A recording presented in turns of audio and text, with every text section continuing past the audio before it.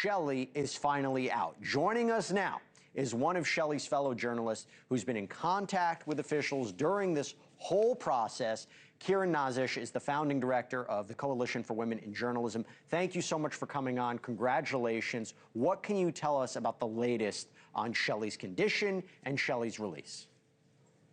Thank you so much, Jesse. We are very glad that she's finally out. As you mentioned, it's been a day and a half, almost a day and a half since Secretary of State Marco Rubio's statement yesterday.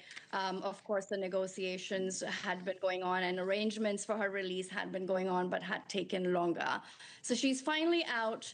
I will mention that, she's part of the Coalition for Women in Journalism, a member of our organization for a very long time. And I knew her as a journalist from before, from during my career. And I think that threats that Shelley had been getting were essentially very, they're really real threats that journalists face in the region. And, of course, we were concerned about it, but we're very glad that there has been a very, efficient effort from all officials, from Iraqi officials as well as U.S. officials, on immediately acting on her case and making sure that there's good coordination between relevant parties and that they're able to coordinate. And I think that it's been it's been all those efforts that have really made sure that Shelley has been released. Can you expand upon that?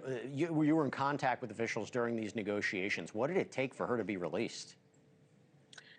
I mean, there's a lot of regional nuances here, right? Like, we know that the group that took her, the militia group, is Iran-backed, but it's also active in Iraq, and that creates a dynamic between that group and what right. Iraqi officials can do. We do know that there's been a lot of coordination that took for intermediaries, like, U.S. officials, for example. I know that Tom Barak, who is the U.S. Special Envoy in Syria, it was also reported by Ambreen Zaman, journalist, who just reported it today, that he was a key figure in those negotiations right. That took place between the Iraqis and the militias, and then the release took place. How is Shelley feeling about all this? Have you had a chance to speak to her? We have not had a chance to speak with Shelley because she's still, we just a couple of hours ago, she got on the plane. And there's very little information that, we can share about where she might be, but we know that she's safe and, she's been taken care of by American officials. What do you think her story says about the fight for freedom of the press around the world? What are your concerns after her abduction about press freedom?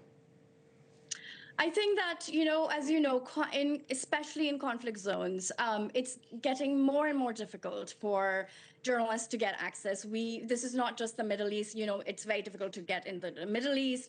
Shelley has been working in the Middle East for almost a decade.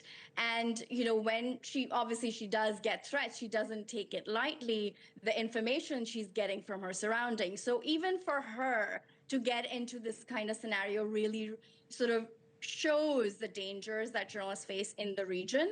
And I do want to mention that, there are conflicts happening in Sudan, there's, parts of Africa, there's Latin America, journalists covering, different parts of Latin America where, we still have issues with drug cartels. And so, these non-state actors and, that kind of raises, problems with how journalists can access these places. It's already very difficult for journalists right. to access. So I think that from a press freedom point of view, obviously we do need more international effort.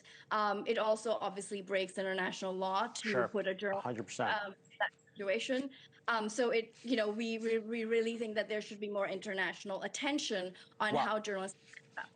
Thank you for watching. Subscribe below and download our NewsNation app right now on your phone, and you will get fact-based, unbiased news for all Americans.